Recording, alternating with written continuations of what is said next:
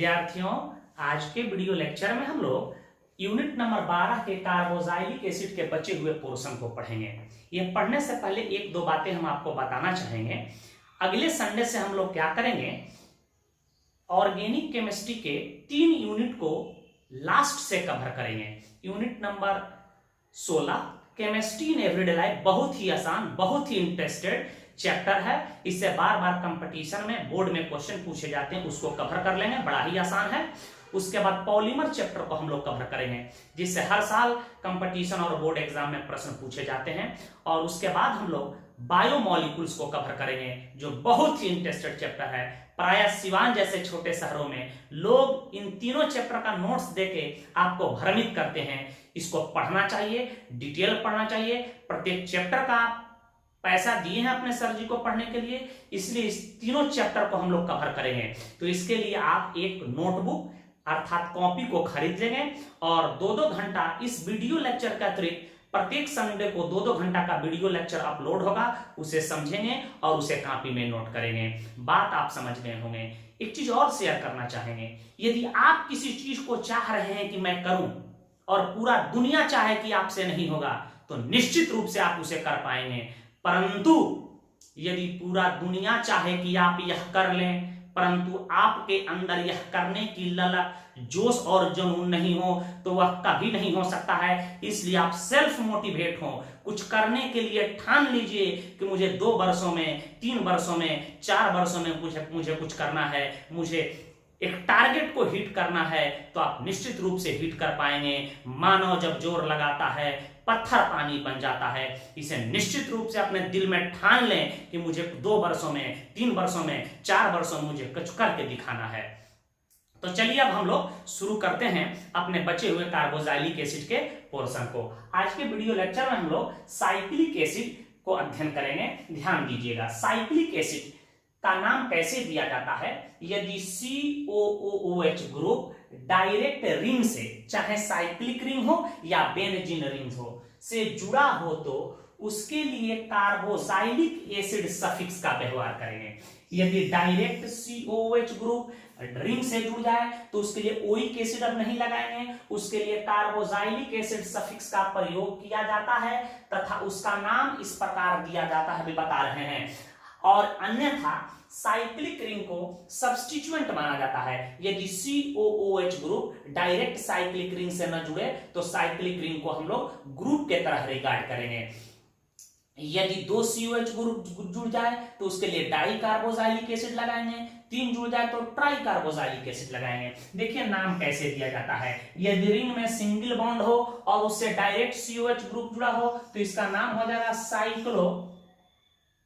साइक्लोअल्केन carboxylic acid, carboxylic acid.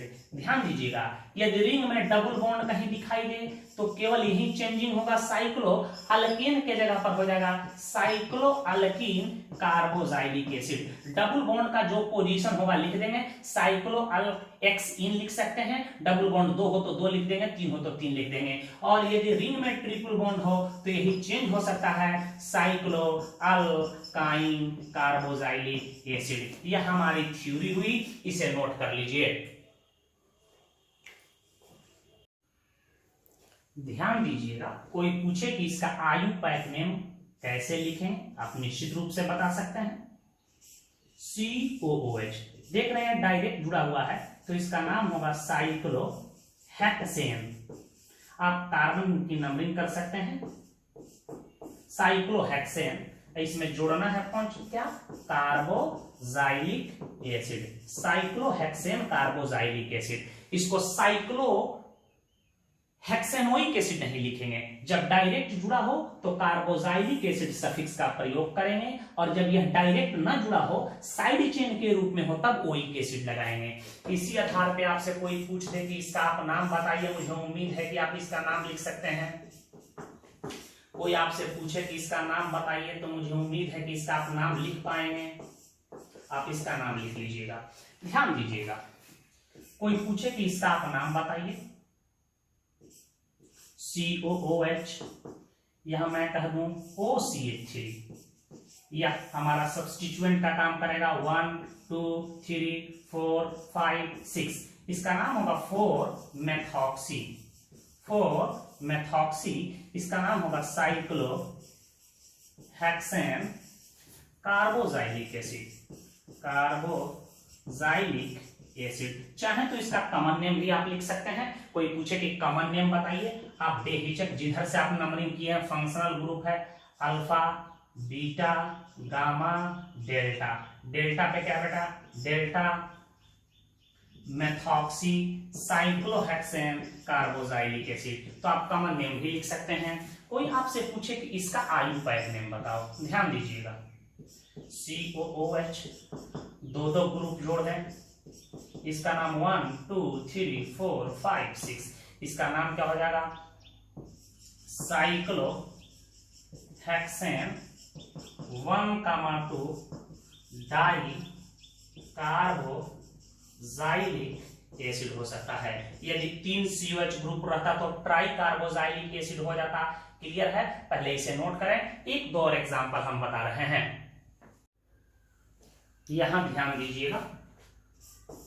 कोई पूछे कि इसका आयुपैक नेम बताइए, CH2 COOH दे दे, यहां भी COOH दे दे।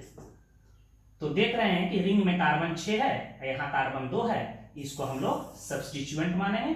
तो 1 2 3 4 5 6, इसका नाम है कार्बोक्सी मिथाइल, कल बताए हैं। और जब कीटोन हमारा सब्स्टिट्यूएंट का काम करे तो इसको ऑक्सो कहते हैं। तो लिख देंगे 2 कार्बोक्सी मिथाइल 4 ऑक्सो साइक्लोहेक्सेन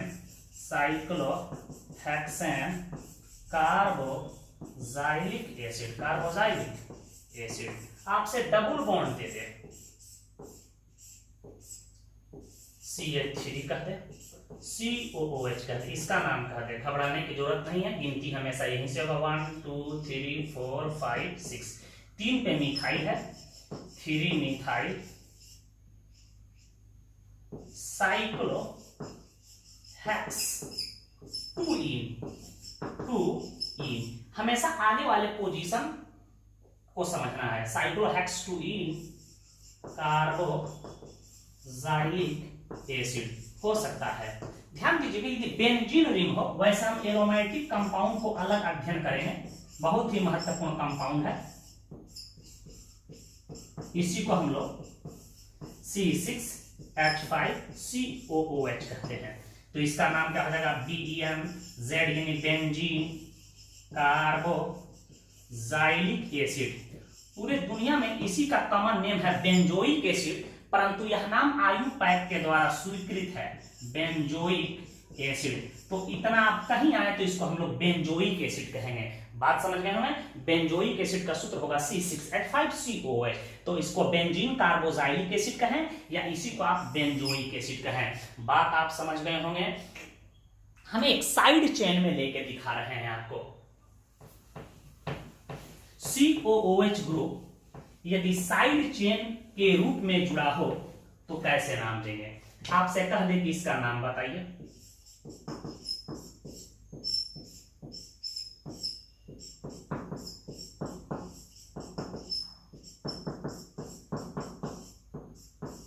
देखिए, अब इसमें ओइक एसिड लगाएंगे, 1 2 3 4। यहां देख रहे हैं यह साइक्लोब्यूटाइल ग्रुप है या मिथाइल है, तो क्या लिखेंगे? 3 साइक्लोब्यूटाइल 2 मिथाइल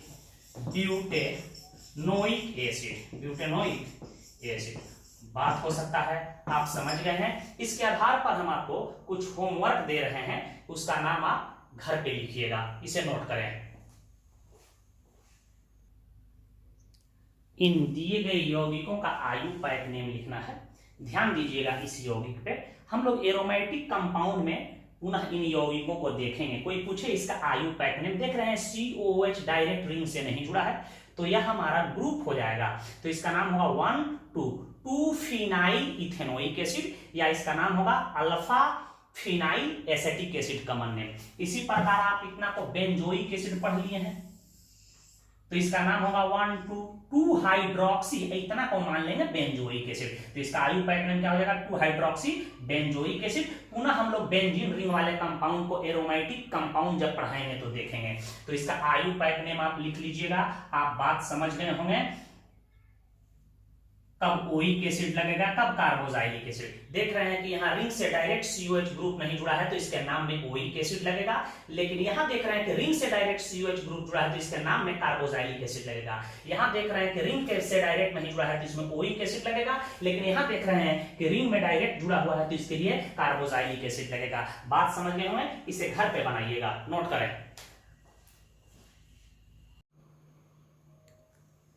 अब हम लोग कुछ महत्वपूर्ण सब्स्टिट्यूटेड एसिड का अध्ययन करेंगे।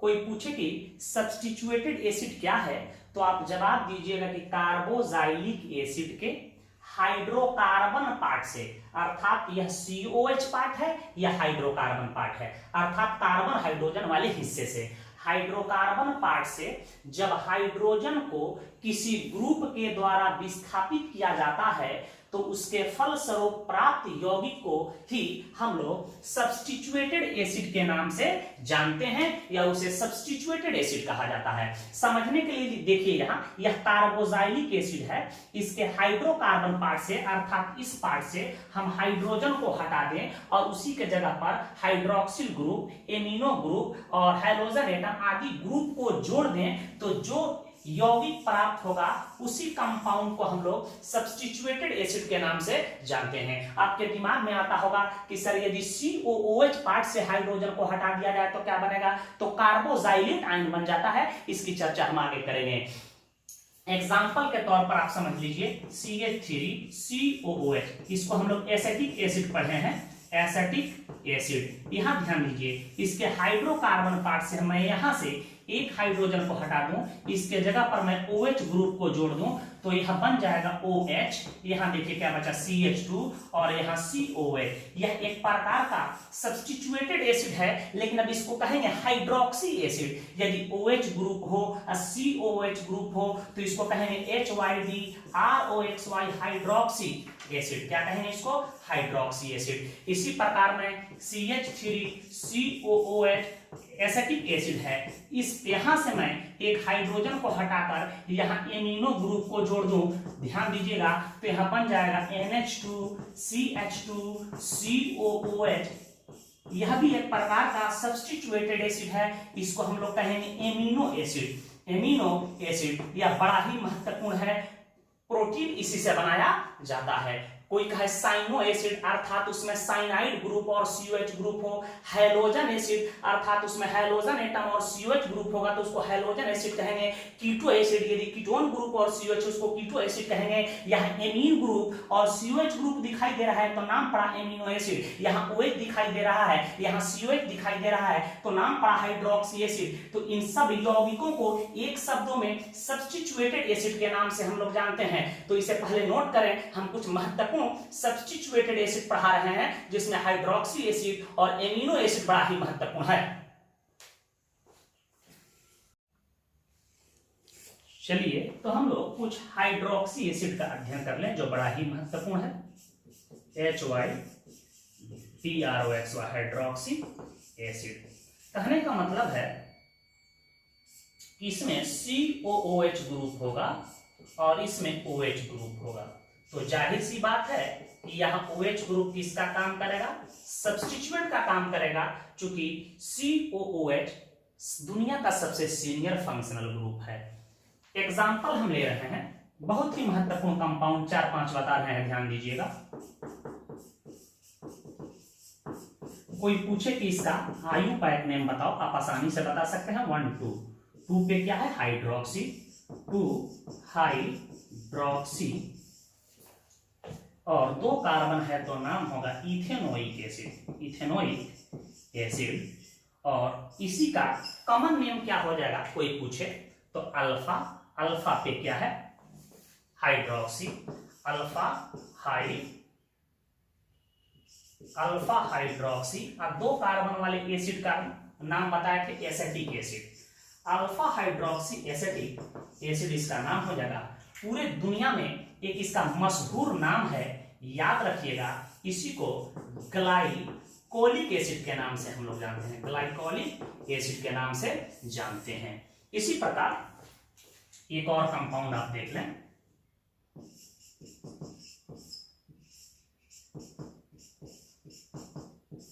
बहुत ही महत्वपूर्ण ऑर्गेनिक कंपाउंड है 1 2 3, इसका नाम है 2 हाइड्रोक्सी प्रोपेनोइक एसिड नाम हो जाएगा, प्रोपेनोइक एसिड नाम हो जाएगा। इसका कॉमन नेम कोई आपसे पूछे तो आप लिख सकते हैं फंक्शनल ग्रुप है, इसको छोड़कर के अल्फा, और ये कार्बन हमारा बीटा हो जाएगा। तो अल्फा पर क्या दिखाई दे रहा है, अल्फा हाइड्रोक्सी, और 3 कार्बन वाले मोनोकार्बोजाइलिक एसिड का नाम पढ़े हैं प्रोपायोनिक एसिड।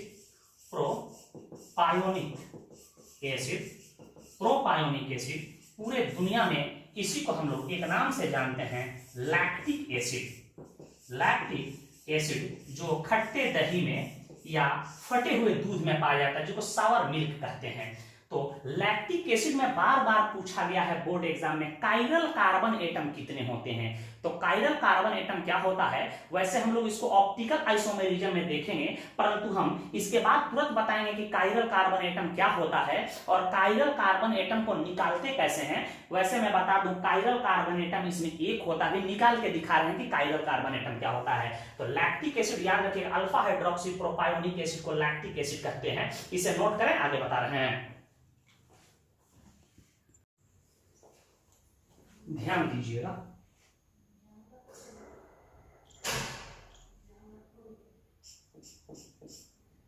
तीसरा कंपाउंड मैं आपको बता रहा हूं, COOH, इसका आयुपैक नेम 1 2 3, इसका नाम होगा 2 हाइड्रोक्सी प्रोपेन 1,3 डाइओइक एसिड। इसका कॉमन नेम कोई पूछे तो बिल्कुल आप लिख सकते हैं, जिधर से 1 2 किए हैं अल्फा पे क्या है हाइड्रोक्सी, अल्फा हाइड्रोक्सी। आप प्रोपेन 1,3 डाइओइक एसिड को कहते हैं मैलोनिक एसिड। आपको रटवाए थे, ओ मेरे सनम घर आजा तू परदेश से, ठीक है। तो प्रोपेन 1,3 डाइओइक एसिड को क्या कहते हैं, मैलोनिक एसिड कहते हैं। पूरे दुनिया में एक इसका मशहूर कॉमन नेम है, याद रखिएगा, इसी को टार्टोनिक एसिड कहते हैं। चौथा भी देख लीजिए आप, कोई पूछ दे COOH, बड़ा ही महत्वपूर्ण एसिड है यह, ध्यान दीजिएगा। कोई पूछे कि इसका आप नाम बताइए, 1 2 3 4, 2 हाइड्रोक्सी ब्यूटेन 1,4 डाइओइक एसिड हो जाएगा। इसका कॉमन नेम भी आप लिख सकते हैं चाहे तो, अल्फा पर क्या है हाइड्रोक्सी है, तो अल्फा हाइड्रोक्सी। अब ब्यूटेन 1,4 डाइओइक एसिड का नाम पढ़े हैं सक्सिनिक एसिड कहते हैं। याद रखिएगा कि इसका मशहूर कॉमन नेम है, जो पूरे दुनिया में इस नाम से जाना जाता है, इसी को हम लोग कहते हैं मैलिक एसिड। याद रखिएगा, जितने भी साइट्रस फ्रूट होते हैं जो खट्टे फल, उसमें पाया जाता है, खासकर सेब में, पियर्स में। किसमें पाया जाता है, सेब में, जिसको एप्पल कहते हैं, पियर्स कहते हैं नाशपाती। हरा वाला जो सेब देख रहे हैं, जिसको शुगर फ्री सेब लोग कह रहे हैं, वो खाइएगा तो खट्टा लगेगा, तो मैलिक एसिड सेब में पाया जाता है। प्राय साइट्रस फ्रूट में मैलिक एसिड पाया जाता है। तो मैलिक एसिड निश्चित रूप से आपको याद होना चाहिए। और एक पढ़े हैं मैलेइक एसिड आपको, ठीक है। मैलिक और मैलेइक की संरचना बनाने में कंफ्यूजन होता है बहुत लोगों को। तो मैलिक एसिड सेब पियर्स में पाया जाता है। आपको साइट्रिक एसिड और टार्टेरिक एसिड की संरचना कई बार एग्जाम में पूछे गए हैं, वो भी बता रहे हैं, पहले इसे नोट कर लें। महत्वपूर्ण 4 एसिड कम से कम याद होना चाहिए, lactic acid, malic acid, citric acid और टार्टेरिक एसिड। तो इसे पहले नोट करें।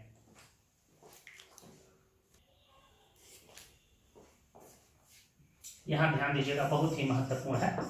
या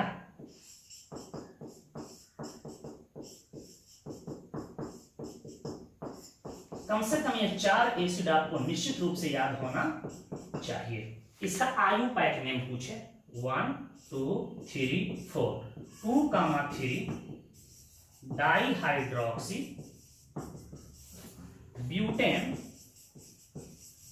1,4 डाइओइक एसिड। डाइओइक एसिड इसी को बेटा टार्टेरिक एसिड के नाम से जानते हैं। टार्टेरिक एसिड यह आर लिखे हुए हैं, आप बात समझ गए होंगे। टार्टेरिक एसिड याद रखिएगा यह इमली में पाया जाता है। इमली इसी के वजह से खट्टा लगता है। एक और एसिड है जो बड़ा ही महत्वपूर्ण है, जो नींबू में पाया जाता है, साइट्रिक एसिड नाम के सुन के आए होंगे।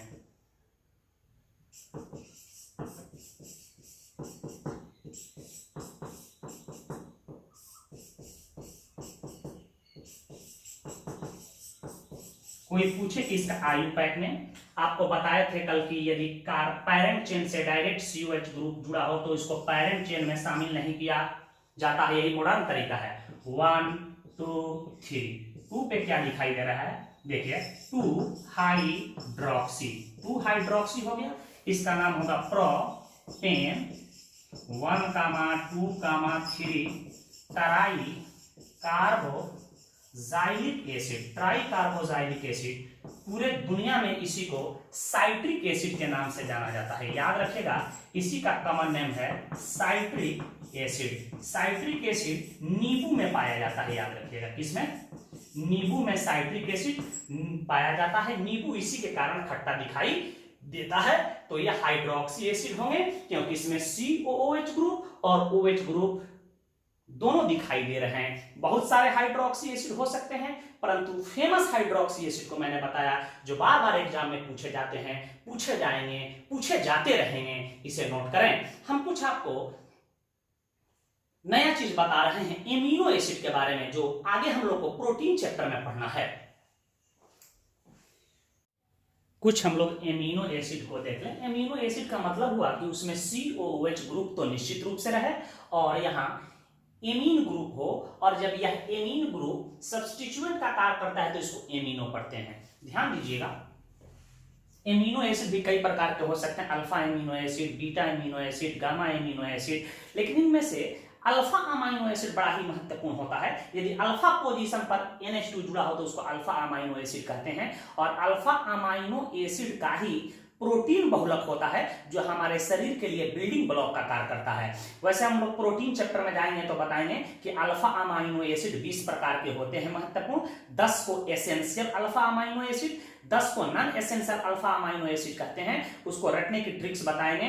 अल्फा अमाइनो एसिड जो एसेंशियल होते हैं उसे बाहर से लेना पड़ता है, और जो non essential alpha amino acid होता है वह हमारे शरीर में बनते रहते हैं। यह हमारे शरीर के लिए बिल्डिंग ब्लॉक का कार्य करते हैं। बहुत सारे अल्फा अमाइनो एसिड जब आपस में जुड़ते हैं तो प्रोटीन का निर्माण होता है, और ये आपस में जुड़ते हैं पेप्टाइड्स बॉन्ड के द्वारा। तो पेप्टाइड्स बॉन्ड क्या है, पॉलीपेप्टाइड्स क्या है, ठीक है, इस सब की चर्चा हम लोग प्रोटीन चैप्टर में करेंगे, परंतु एक दो हम लोग अमाइनो एसिड को देख लेंगे। और याद रहे अल्फा अमाइनो एसिड जो 20 होते हैं, 20 का नाम आपको निश्चित रूप से याद होना चाहिए, क्योंकि आगे जब पढ़िएगा तो आपको कहीं दिक्कत नहीं हो, बायोकेमिस्ट्री या फिर आप ग्रेजुएशन करें, मास्टर डिग्री करें, वहां आपको दिक्कत नहीं हो। तो यहां पहले ध्यान दीजिए, कोई आपसे पूछ दे NH2 CH2 COOH, इसका आयु पैथ नेम 1 2, इसका नाम होगा 2 amino ethanoic acid, ethanoic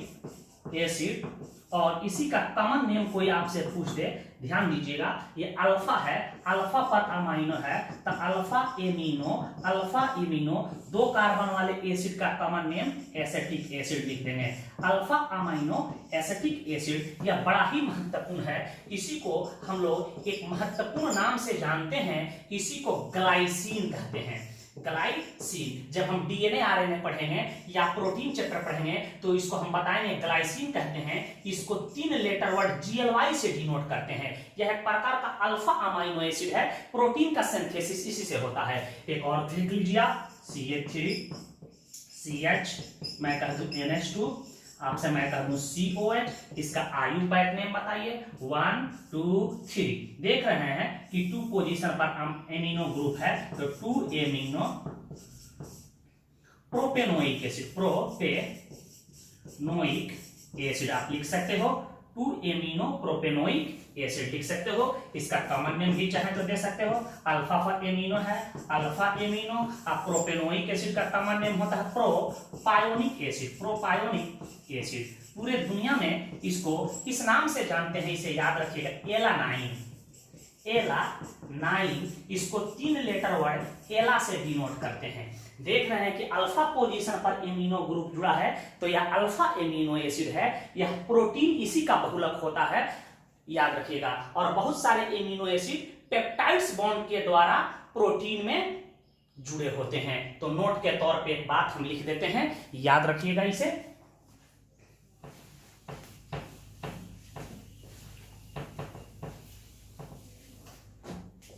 note में एक बात लिख लीजिएगा कि जितने भी प्रोटीन होते हैं, आप चाहे किसी बोर्ड के, यूपी बोर्ड के हो, एमपी बोर्ड के हो, बिहार बोर्ड के हो, झारखंड बोर्ड के हो, सबका सिलेबस एक है। तो आप बिल्कुल एनसीईआरटी के अकॉर्डिंग आप पढ़ते चलिएगा। सीबीएसई बोर्ड के भी बच्चे पढ़ सकते हैं, शर्त यह है कि हम लोग हिंदी में जो पढ़ते हैं वे लोग इंग्लिश में लिखते हैं, ठीक है। Protein alpha amino acid, alpha amino acid का पॉलीमर होता है, पॉलीमर होता है जो शरीर के लिए बिल्डिंग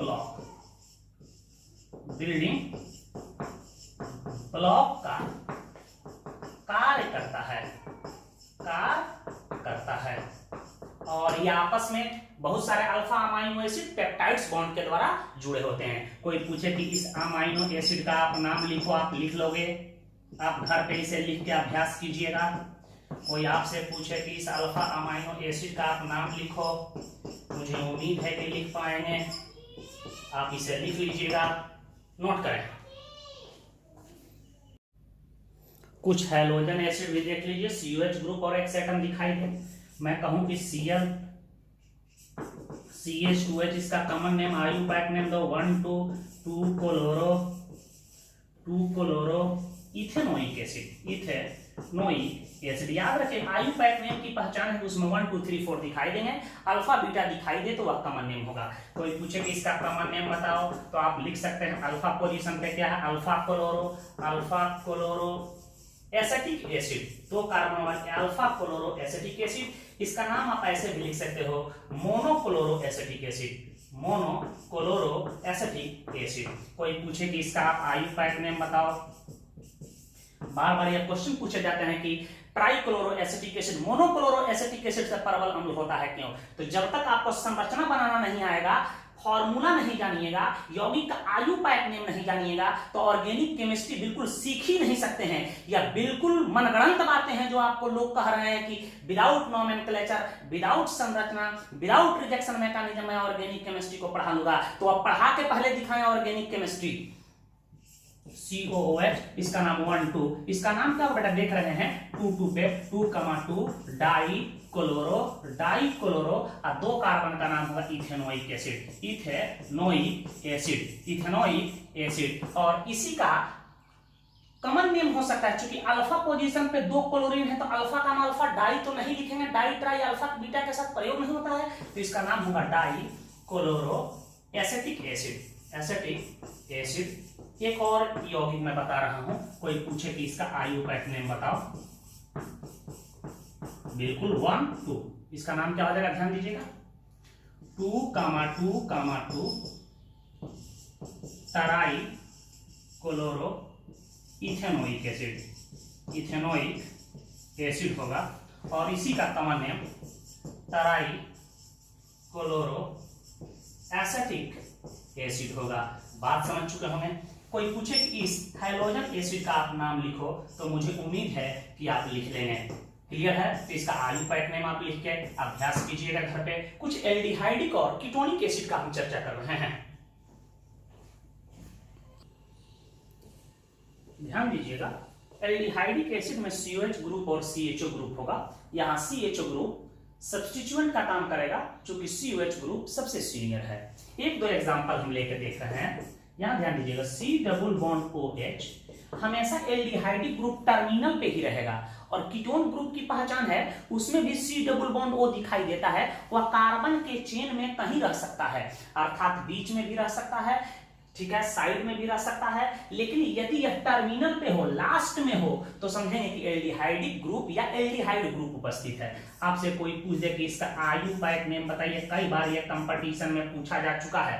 देखिए इसका दो आयुपैक नेम संभव है, एक कार्बन की संख्या 1 और इसको हम लोग सब्स्टिट्यूएंट मान लेंगे, तो 1 पर क्या उपस्थित है बेटा, ध्यान देना, 1 पर है 1 फॉर्माइल, तो अब 1 लिखने की जरूरत नहीं है, आप डायरेक्ट लिख सकते हो फॉर्माइल, FORMOIL फॉर्माइल, और या इसी के जगह पर अल्डो लिख सकते हो, अल्डो, और एक कार्बन वाले एसिड का नाम होता है मेथेनोइक एसिड, मेथेनोइक एसिड। इसका कॉमन नेम भी आप लिख सकते हो, ध्यान दीजिएगा, कॉमन नेम क्या है, formyl formic acid, FOR formyl group कहा देंगे इसको। एक कार्बन वाले एसिड अर्थात मेथेनोइक एसिड का कॉमन नेम क्या होगा, फॉर्मिक एसिड, फॉर्मिक एसिड। तो आपको हम बताए थे कि 6 कार्बन वाले मोनोकार्बोक्सिलिक एसिड और 6-7 कार्बन वाले डाइकार्बोक्सिलिक एसिड का कॉमन नेम आपको निश्चित रूप से याद होना चाहिए, नहीं तो कॉमन नेम लिखने में दिक्कत होगा। इसका एक और आयुपैक नेम हो सकता है, यहां ध्यान दीजिए, हम नीचे से नंबरिंग कर रहे हैं, 1 2 पर है ऑक्सो, तो आप लिख सकते हो 2 ऑक्सो, और 2 कार्बन वाले एसिड का नाम होगा इथेनोइक एसिड, इथेनोइक एसिड। तो इसका 2 आयुपैक नेम संभव है। ये ऑप्शन में देखेंगे कि क्या दिया हुआ है। एक और यौगिक हम ले लेते हैं इसी आधार पे, मैं कह दूं H C double bond O CH2 COOH 1 2 पे क्या दिखाई दे रहा है, 2 पर फॉर्माइल है, 2 फॉर्माइल, फॉर्माइल के जगह पर अल्डो भी लिख सकते हो, 2 अल्डो, और 2 कार्बन वाले एसिड का आयुपैक नेम क्या होगा, एथेनोइक एसिड। इसी का कॉमन नेम भी हो सकता है, देखिएगा, फंक्शनल ग्रुप अल्फा, अल्फा पे क्या है, इसको हम लोग बोलते हैं फॉर्माइल, तो अल्फा फॉर्माइल, और 2 कार्बन वाले एसिड का कॉमन नेम क्या होगा, एसिटिक एसिड, एसिटिक एसिड। बात आप समझ गए होंगे। इसका एक दूसरा आयुपैक नेम भी लिखा जा सकता है, यहां ध्यान दीजिएगा। कोई कहे कि नहीं यह आयुपैक नेम हम नहीं मानेंगे, हम ऐसे मानेंगे, तो 1 2 3 आप ऐसे कर सकते हो, बात समझ गए। तो इसका नाम क्या होगा, 3 oxo propanoic acid, propanoic acid. तो आप जो मन करे आप आयुपैक नेम लिख सकते हो। टेक्निक समझ गए हैं, हम कुछ कीटो एसिड बता रहे हैं, इसे नोट कर लें। चलिए एक दो हम लोग कीटो एसिड का एग्जांपल ले लें। यदि यहाँ साइनाइड ग्रुप होता तो साइनो एसिड हो जाता, इसी प्रकार हम लोग क्रम से एसिड का निर्माण कर सकते हैं, ठीक है, यही विराम देंगे, नहीं तो ये खत्म नहीं होगा। यहाँ ध्यान दीजिए, कोई आपसे पूछे कि CH3 C double bond O C double bond OH, इसका आयुपैक नेम लिखिए 1 2 3 2 पर ऑक्सो है, ऑक्सो के जगह पर आप जनरली कीटो लिख सकते हो, लेकिन कॉमन नेम में कीटो इस्तेमाल होता है।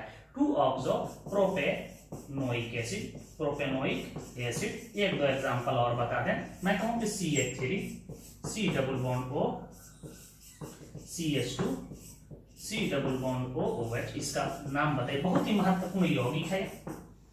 इसका आयुपैक नेम ध्यान दीजिएगा 1 2 3 4 3 ऑक्सो ब्यूटेनोइक एसिड। पूरे दुनिया में इसका एक मशहूर कॉमन नेम है एसिटो, एसिटो एसिटिक एसिड। इसको ट्रिपल ए के नाम से जाना जाता है। ट्रिपल ए याद रखने की तरीका याद रखिएगा, आरिफ सर अल इमाम sir Afridi sir, triple A एसिटो acetic acid. इसी को हम लोग एक और नाम से जानते हैं di acetic acid, di acetic acid के भी नाम से हम लोग जानते हैं। तो इस प्रकार ऐसे यौगिकों का आप आयुपैक नेम दे सकते हैं। दो महत्वपूर्ण हम नोट बता रहे हैं जो ऑप्टिकल आइसोमेरिज्म में भी पढ़ेंगे कि कायरल कार्बन एटम क्या होता है, ठीक, इसी को स्टीरियो सेंटर कहते हैं, और एसाइमेट्रिक मॉलिक्यूल क्या है या कायरल मॉलिक्यूल क्या है। वैसे हम लोग वहां चलेंगे तो डाइसेमेट्रिक मॉलिक्यूल क्या है, साइमेट्रिक मॉलिक्यूल क्या है, प्लेन ऑफ सिमेट्री क्या है, एलिमेंट ऑफ सिमेट्री क्या है, ये तमाम चीज पढ़ने के बाद हम लोग ऑप्टिकल आइसोमेरिज्म का अध्ययन करेंगे। तो चलिए अभी दो चीज बता रहे हैं जो बोर्ड के एग्जाम में पूछा भी गया है कि कायरल मॉलिक्यूल क्या है और किसी यौगिक में कायरल कार्बन एटम कैसे निकाल लेते हैं, इसको बोर्ड एग्जाम के दृष्टिकोण से एकदम रट जाना है, समझ लेना है, घोर के पी जाना है, ताकि आपको कहीं दिक्कत नहीं हो। तो पहले इसे नोट करें, उसको बता रहे हैं, गौर से सुनिएगा और समझिएगा। कायरल कार्बन एटम को समझ लीजिए, इसको हिंदी में किरैल भी कहते हैं, इसी को स्टीरियो सेंटर या एसाइमेट्रिक कार्बन के नाम से भी जाना जाता है।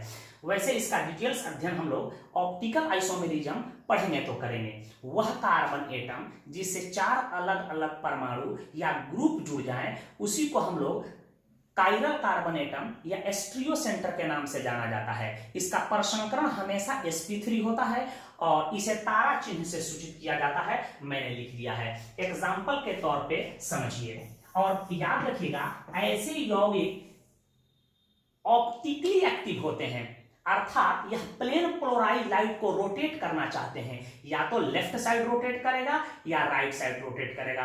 प्लेन पोलराइज्ड लाइट क्या है, पुनः बता दूं मैं आपको कि वह प्रकाश जो एक ही प्लेन में वाइब्रेट करता है उसको प्लेन पोलराइज्ड लाइट कहते हैं। जब अड़ी प्रकाश को निकोल प्रिज्म से पास करते हैं तो हमारा पीपीएल का निर्माण होता है प्लेन पोलराइज्ड लाइट को, और उसके प्रति यदि किसी यौगिक का बिहेव अलग अलग हो जाए तो इसी को कहते हैं ऑप्टिकल एक्टिविटी। ऑप्टिकल ये बाएं साइड घुमाएगा या दाएं साइड घुमाएगा, ठीक है। और ऐसे यौगिक जिसमें कायरल कार्बन एटम प्राय होते हैं वही इस गुण को प्रदर्शित करता है। वैसे डिटेल चर्चा हम लोग आगे करेंगे कि ऑप्टिकल एक्टिविटी क्या है, ऑप्टिकल एक्टिव कौन कंपाउंड है कौन नहीं है। पहले यहाँ कायरल कार्बन एटम को समझ लीजिए। देखिए यहाँ इस कार्बन से ए को जोड़ दें, यहाँ बी को जोड़ दें, यहाँ डी को जोड़ दें और यहाँ ई को जोड़ दें, तो देख रहे हैं इस कार्बन एटम से 4 अलग अलग चीज जुड़ा हुआ है, तो कह सकते हैं कि यह कार्बन एटम क्या है, यह कायरल कार्बन एटम है। बात समझ चुके होंगे। और इसका परसंकरण हमेशा sp3 होगा। एग्जाम में यह एग्जाम्पल नहीं देना है। यहां हम लैक्टिक एसिड का संरचना ले रहे हैं, ध्यान दीजिएगा। 2 हाइड्रोक्सी प्रोपेनोइक एसिड को ही हम लोग लैक्टिक एसिड कहते हैं। यह क्या है, लैक्टिक एसिड। लैक्टिक एसिड अभी पढ़े हैं जस्ट आप, ध्यान दीजिएगा। यहाँ इस कार्बन एटम से एक मिथाइल जुड़ा हुआ है, यहाँ एक COOH ग्रुप जुड़ा है, यहाँ एक OH ग्रुप जुड़ा है और यहाँ एक H ग्रुप H एटम जुड़ा हुआ है। देख रहे हैं कि इस कार्बन एटम से चारों जो चीज जुड़ा हुआ है, ग्रुप या एटम अलग अलग है, तो कह सकते हैं कि यह जो कार्बन एटम है यह कायरल है और इसका परसंकरण sp3 होगा। तो लैक्टिक एसिड में कायरल कार्बन एटम कितना होता है, 1 होता है, याद रखिएगा। और यह ऑप्टिकली एक्टिव होगा। और एग्जांपल हम ले रहे हैं, पहले इसे नोट करें, ध्यान दीजिएगा।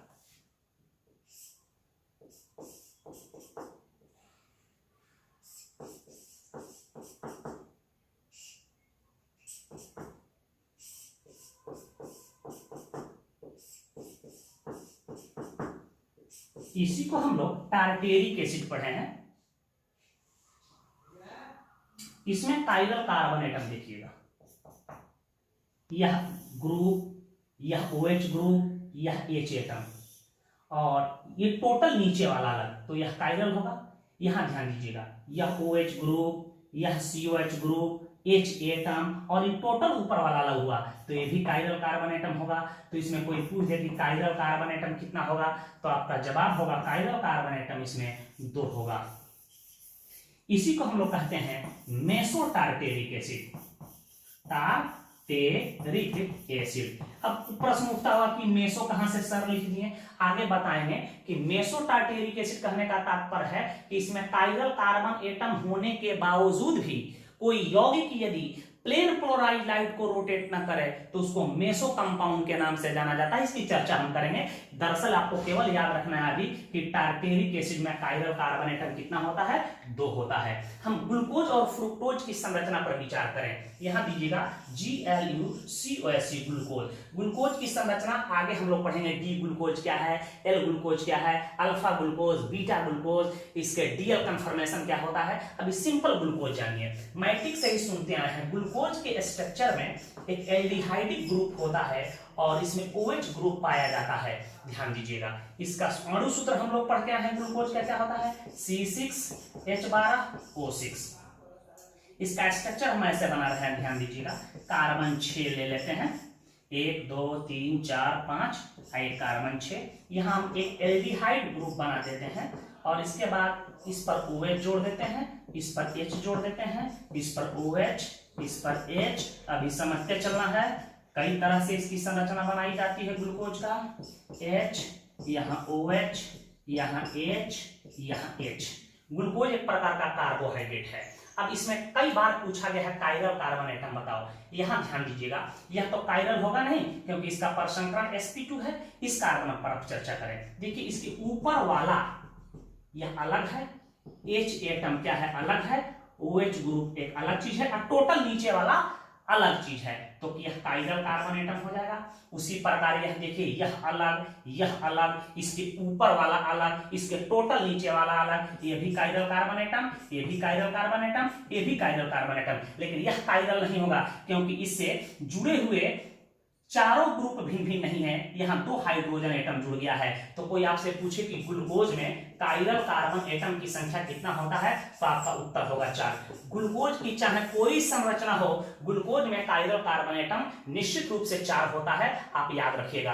बार बार बोर्ड एग्जाम में पूछे गए हैं कि लैक्टिक एसिड में कायरल कार्बन एटम 1, ग्लूकोज में 4 और फ्रुक्टोज में 3 होता है और टार्टेरिक एसिड में 2 होता है। कम से कम रट जाना है आपको। देखिएगा हम फ्रुक्टोज का संरचना बना रहे हैं। यहाँ यह सबसे मीठा शर्करा होता है, यह बोर्ड में कई बार पूछा गया है। फ्रुक्टोज FRUCTOC फ्रुक्टोज, इसका भी अणु सूत्र C6H12O6 होता है। याद रखिएगा कि इसमें कीटोन ग्रुप पाया जाता है और OH ग्रुप पाया जाता है। इसमें यही इसके संरचना में अंतर होता है कि इसमें एल्डिहाइड प्लस OH और इसमें कीटोन प्लस OH पाया जाता है। सबसे मीठा शर्करा होता है, सबसे मीठा शर्करा होता है। यह बोर्ड में कई बार पूछा गया है कि सबसे मीठा कार्बोहाइड्रेट का नाम फ्रुक्टोज, याद रखिएगा। वैसे डिटेल चर्चा हम लोग करेंगे कार्बोहाइड्रेट में। इसकी संरचना कैसे बनाते हैं, 1 2 3 4 5 6। यहां ध्यान दीजिएगा, एक में कीटोन ग्रुप है तो यहां दे देते हैं OH, यहाँ H, यहाँ H। और कीटोन ग्रुप हमेशा बीच में ही बनेगा। कीटोन ग्रुप कार्बन की वैलेंसी 1 2 3 4 है, यहाँ OH जोड़ दो, यहाँ H जोड़ दो, यहाँ OH जोड़ दो, यहाँ H जोड़ दो, यहाँ OH जोड़ दो, यहाँ H जोड़ दो, यहाँ देखो यहाँ OH जोड़ दो, यहाँ H जोड़ दो, यहाँ H जोड़ दो। अभी ना D ग्लूकोज लिखना है ना L ग्लूकोज लिखना है, ठीक है। डीएल कन्फर्मेशन क्या होता है आगे चर्चा करेंगे। यहाँ ध्यान दीजिएगा, इस कार्बन पर यहाँ दोनों हाइड्रोजन एटम समान हो रहा है, ठीक है, तो यह कायरल होगा नहीं, यह कायरल होगा नहीं क्योंकि इसका हाइब्रिडेशन sp2 है। अब इस पर ध्यान दीजिएगा, यहां ध्यान दीजिएगा, इस पर ध्यान दीजिए। यहां देख रहे हैं कि ऊपर वाला टोटल अलग है, यह टोटल अलग चीज है, यह टोटल अलग है, नीचे वाला अलग है, तो यह कायरल हो जाएगा। देख रहे हैं, इसी प्रकार ध्यान दीजिएगा, इस कार्बन एटम पर आप ध्यान दीजिएगा, यह अलग चीज है, हाइड्रोजन एटम है, यह OH ग्रुप है, नीचे वाला अलग, इसके ऊपर वाला अलग, यह भी कायरल है। इसी प्रकार यह भी कायरल है, लेकिन यह कायरल नहीं होगा। अर्थात कोई पूछ दे कि फ्रुक्टोज में कायरल कार्बन एटम कितने होते हैं, तो आपका उत्तर होगा 3। तो फ्रुक्टोज में 3, ग्लूकोज में 4, लैक्टिक एसिड में 1 और टार्टेरिक एसिड में 4। रट जाना है आपको। या आप पुनः मैच कर लें फॉर्मूला, कार्बन 1 2 3 4 5 6 हो रहा है, हाइड्रोजन देखो 12 हो रहा है, 1 2 3 4 5 6 7 8 9 10 11 12, ऑक्सीजन 6 हो रहा है, 1 2 3 4 5 6। बात समझ गए हमें। ग्लूकोज और फ्रुक्टोज यह बहुत ही महत्वपूर्ण कार्बोहाइड्रेट है। इसी को हम लोग अल्डोहेक्सोज के नाम से जानते हैं, इसी को कीटोहेक्सोज के नाम से जानते हैं। आगे इसका हम चर्चा करेंगे, तो आप इसको रट जाइएगा कि ग्लूकोज में कायरल कार्बन एटम 4, फ्रुक्टोज में 3, लैक्टिक एसिड में 1, टार्टेरिक एसिड में 2 होता है। इसके द्वारा कायरल कार्बन एटम निकालना दिया जाएगा तो टोटल स्टीरियो आइसोमर की संख्या भी हम निकाल सकते हैं, उसका ट्रिक्स बताएंगे। तो पहले इसे नोट करें, ग्लूकोज फ्रुक्टोज की संरचना एक बार घर पे बना के अभ्यास कीजिएगा। एक नोट याद रखिएगा, ग्लाइसिन एकमात्र ऐसा अल्फा एमिनो एसिड है जो ऑप्टिकली इनएक्टिव होता है, अर्थात यह प्लेन क्लोराइड लाइट को रोटेट नहीं करता है। अर्थात इसके पास कायरल कार्बन एटम नहीं होता। तो कोई आपसे क्वेश्चन पूछे कि कौन ऐसा अल्फा अमाइनो एसिड है जो ऑप्टिकली इनएक्टिव होता है, तो आप जवाब दीजिएगा ग्लाइसिन। कोई पूछे कि कौन ऐसा अल्फा अमाइनो एसिड है जिसके पास कायरल कार्बन एटम नहीं होता, ग्लाइसिन। बाकी सभी अल्फा अमाइनो एसिड के पास कायरल कार्बन एटम होता है। तो यहाँ अभी ग्लाइसिन का स्ट्रक्चर देखे थे, आप देख लीजिए, यही ग्लाइसिन का स्ट्रक्चर मैं बना रहा हूं, देख लीजिए। यह ऐसा ग्लाइसिन अमाइनो एसिड है, ग्लाइसिन। यहां देखिए, यह ग्रुप तो अलग है, यह ग्रुप तो अलग है, परंतु हाइड्रोजन एटम दो समान हो गया, तो इसमें कायरल कार्बन एटम नहीं है। तो ग्लाइसिन में आप लिख सकते हो कायरल कार्बन एटम शून्य है। मात्र ऐसा अल्फा अमाइनो एसिड है जिसमें कायरल कार्बन एटम शून्य होता है, लिख सकते हैं यह ऑप्टिकली इनएक्टिव है, ऑप्टिकली इनएक्टिव है, अर्थात यह प्लेन पोलराइज्ड लाइट के प्रति इसका व्यवहार बिल्कुल कुछ नहीं होगा, अर्थात ना तो यह बाएं रोटेट करेगा ना ही दाएं रोटेट करेगा।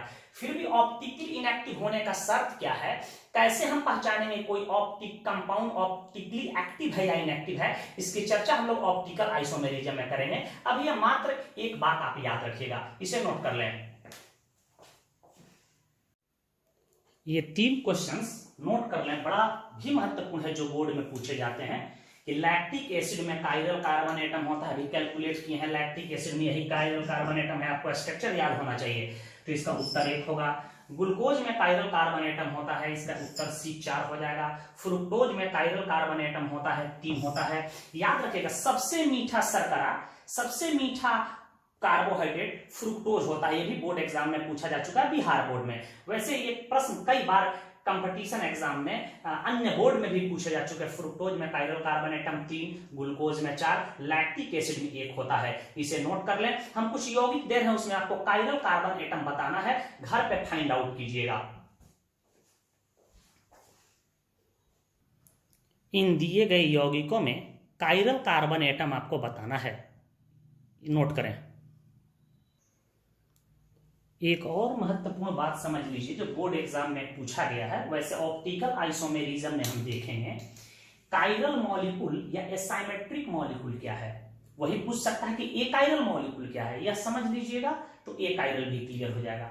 वैसा मॉलिक्यूल्स जिसमें कम से कम एक कायरल कार्बन एटम हो, कम से कम एक कायरल कार्बन एटम हो, तथा वह अपने मिरर इमेज पर नॉन सुपर इम्पोजेबल होता है।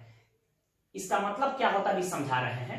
उसे कायरल मॉलिक्यूल कहा जाता है, तथा इस गुण को किरलता, हिंदी में कहेंगे किरलता, इस गुण को किरालिटी कहा जाता है, याद रखिएगा।